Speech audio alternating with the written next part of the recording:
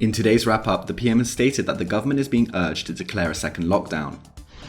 Armenia-based airlines have been banned from entering EU airspace.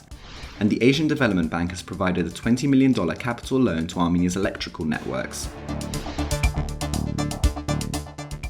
Prime Minister Nikol Pashinyan has stated that his government is being urged by health authorities to reimpose a nationwide lockdown, as new cases of COVID-19 continue to skyrocket. He added, however, that the economic ramifications of that decision would be significant, stating that in the case of another lockdown, we would end up facing the kind of economic crisis which we would not be able to overcome for many years. He again stated that citizens flouting the rules are the main cause for the rise, adding that law enforcement bodies have been given the go-ahead to be as strict as possible. The PM has also been posting pictures onto his Facebook page showing gatherings of people not observing social distancing rules. This comes as Armenia confirmed 515 new cases of COVID-19, raising the total number of cases to 10,524. 27 more recoveries were reported and 12 new deaths. One of Armenia's largest textile factories in the northern city of Vanator has been ordered to close for 3 days, after a cluster was identified there. Some workers and the owner of the Gloria Company factory are demanding they be allowed to continue operating. In other news, a 4-year-old has been diagnosed with Kawasaki syndrome, which marks the first time this case has been identified in Armenia. This comes as health officials believe there is a correlation between the rise of COVID-19 and Kawasaki syndrome.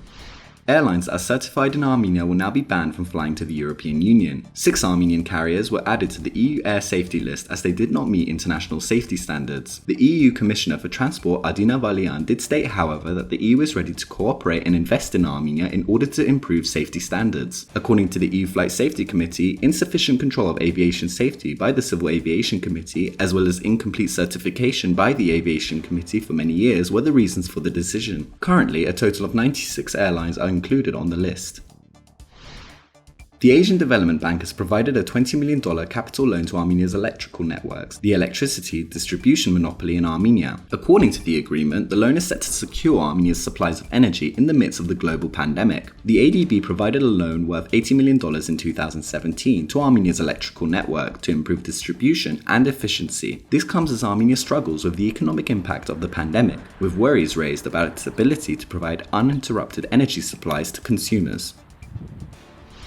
And finally, Civilnets Hagop Manukyan ventured to the Garin Demirchyan Sports and Concerts Complex, Armenia's largest venue of its kind. As COVID-19 cases started to rise in Armenia, authorities turned the complex into a makeshift treatment center, lining the foyer with beds. Currently, it is ready to admit patients but remains empty. The photos present some astute imagery of these trying times.